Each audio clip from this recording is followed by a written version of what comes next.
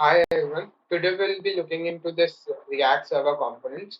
So React server component की help से हम हमारे React एप्लीकेशन की सर्वर साइड रेंडरिंग करा सकते हैं.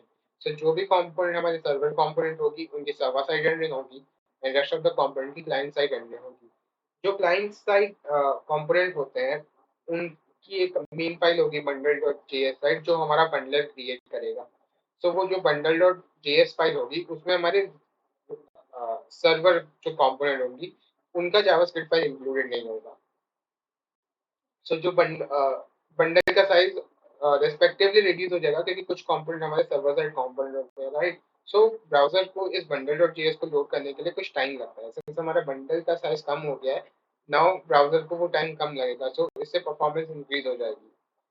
सेकेंड इज सिंस हम सर्वर साइड रेंडरिंग करा रहे हैं, that means SEO will improve क्योंकि क्राउजर्स जब भी पेज को हिट करेंगे they won't get that empty data, they will only get that page with the filled data, right?